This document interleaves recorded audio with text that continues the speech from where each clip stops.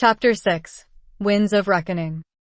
The wind howled like an ancient beast, furious and untamed, ripping through the barren landscape. My cloak billowed violently behind me, a frayed banner of rebellion, caught in a whirlwind I had no control over. It wasn't just the storm that raged, I was raging.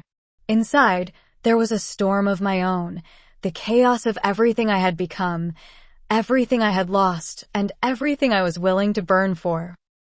I pressed on, each step sinking deeper into the dirt, my feet heavy as the weight of my thoughts crushed me. The winds of the storm were nothing compared to the force of my thoughts. The blood-red sky above swirled with ominous clouds, heavy with the promise of more destruction. It was as if the very heavens were mimicking the fury within me. I hated this. I hated the constant ache in my chest, the gnawing emptiness that had become my existence. I wanted to tear it all down, to feel something. Anything. But I couldn't. I couldn't even remember what it was like to be free, to be innocent, to not have the world around me feel like an enemy. I was a weapon now, an instrument of chaos and wrath. The path ahead seemed endless, and yet it was not just the land that felt barren, it was the distance between me and everyone I had ever known. They were all gone, lost to this cruel world, left behind by my own hands. The storm may have been physical, but the real storm was inside me. I had no family, no home, no purpose other than the drive for survival and vengeance. The strong don't break. The strong make others break. That's what I had told myself every day since my escape. There was no room for weakness, no room for sentimentality. The storm in me had become my only ally, and if I didn't allow it to consume me, it would destroy me. The landscape around me was becoming more desolate, more hostile. The winds were colder, biting through my clothes and stinging my skin. This was not a place for the weak. This was the wasteland of Etheris, the land where only the strongest survived. The winds of this continent were not just a natural phenomenon, they were a manifestation of the relentless power that ran through its veins. Etheris was not a place you wandered into lightly. It was a place that tested your resolve, your worth, your very soul. I had crossed the border weeks ago, but I was no closer to the heart of Etheris, where I hoped to find the answers I was seeking. There were rumors of ancient secrets hidden within the mountains, secrets that could grant power beyond imagination. I didn't believe in such tales, but what else did I have? The storm inside me raged louder with each passing day, and I needed something to quiet it, something to give me control. The power to reshape the world was all I wanted. I had to find it. The wind shifted, and I could see the outline of a mountainous range in the distance. My heart quickened. Etheris was known for its unforgiving terrain, where even the bravest of warriors could be swallowed by the endless snow and the sharp peaks. But I was different now. I had learned to survive in the dark corners of the world. I had learned to live through pain. The thought of going back to Ignitia made my stomach churn. After everything that had happened, after everything I had seen, I could never return to a place like that. I had been a prisoner in their lies, their false hopes, their broken promises. The royal family, my family, had abandoned me, just as they had abandoned so many others. The kings and queens of the continent were nothing but pawns in a game of politics. They had failed me, failed everyone. Now, it was my turn to take the pieces and rebuild the world on my terms. But as I walked deeper into the storm, I couldn't help but hear the faint sound of a voice, a whisper from my past. Kaida. It was soft, but it carried the weight of something more. Something I hadn't thought about in a long time. I shook my head. It didn't matter. I didn't need them. I didn't need anyone. The storm didn't relent, and neither did I. Every day felt like I was walking farther away from the girl I used to be, from the world I had once thought could be my home. Every step I took, the landscape grew more alien, nothing but endless drifts of white and the blackened peaks of the mountains ahead. I was headed into the heart of Etheris, but even then, I wasn't sure what I was hoping to find. All I knew was that the deeper I went, the more the storm inside me howled, demanding release. Etheris wasn't a welcoming place, and the chill in the air began to claw at me. I couldn't remember the last time I'd felt warmth, not just from the cold winds, but from anyone or anything. The cold had seeped into my bones, and yet the fire in my chest kept me moving, kept me driven forward. I was changing. There was no denying it.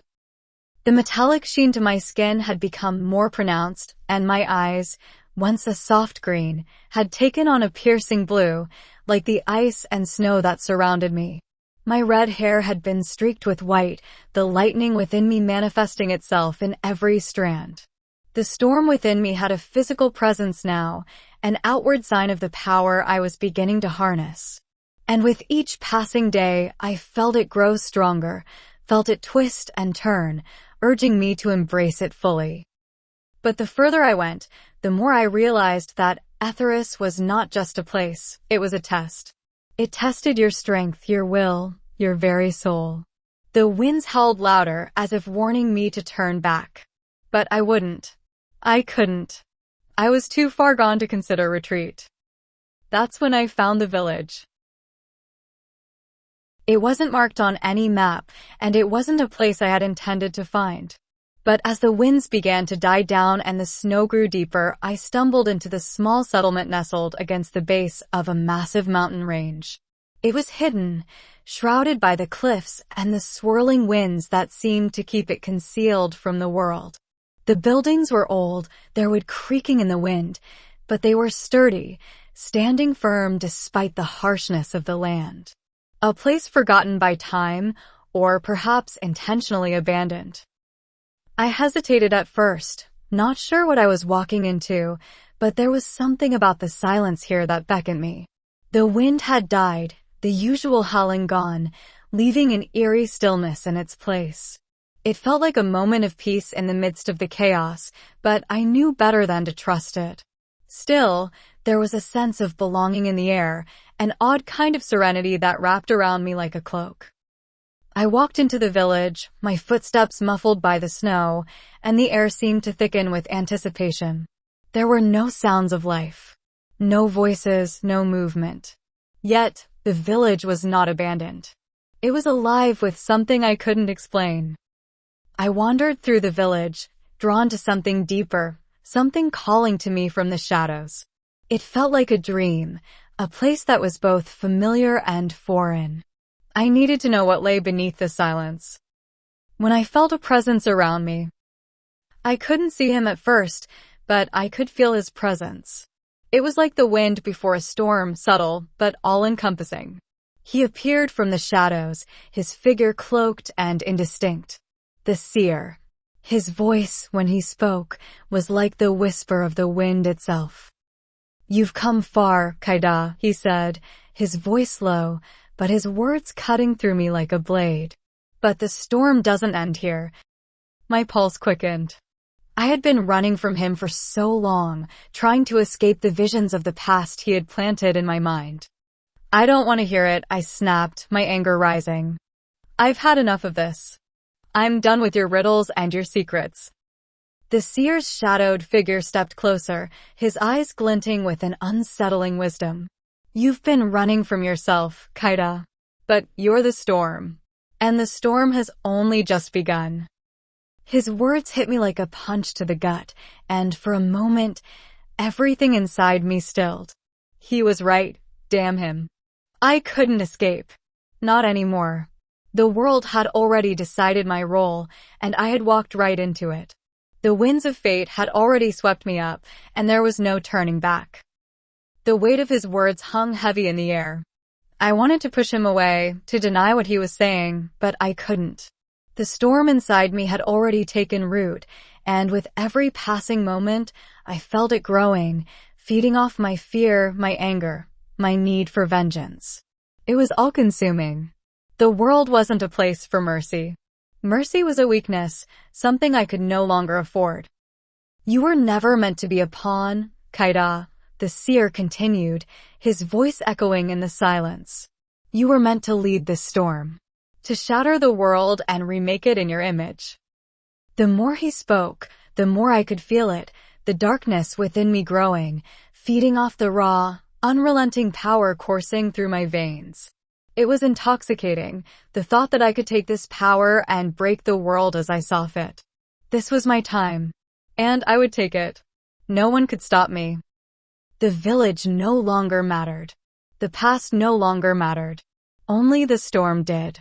I would burn everything in my path, break everyone who stood against me, and remake the world in my own image. I would not be a victim. I would be the cause of destruction. I was the storm. Just then, from the shadows of the village, a figure stepped forward, an outlaw, tall and lean, with a hardened look in his eyes. His hands were wrapped in cloth, and the aura around him was that of a fighter, someone who had survived countless battles. "You talk of storms and power, girl," he said, his voice gravelly, "but you don't know what real strength is. If you think you can just tear this world apart and rebuild it, you're a fool." I looked him over, a smile curling on my lips. "Real strength, you say?" My voice was cold, sharp like the ice around us. "Then show me." He stepped forward, his hands moving with the deadly grace of someone used to battle. But I was faster, sharper, my lightning already crackling in the air around me. His eyes widened as I raised my hand, a bolt of energy racing toward him. He dodged it, but barely. He was strong, yes, but not strong enough. And that realization, the knowing that I could destroy him in an instant, brought a cruel smile to my face. "Keep up," I mocked, stepping forward. "Show me what strength really looks like." And as I raised my hand once more, I felt the storm inside me surge, eager for the fight to come.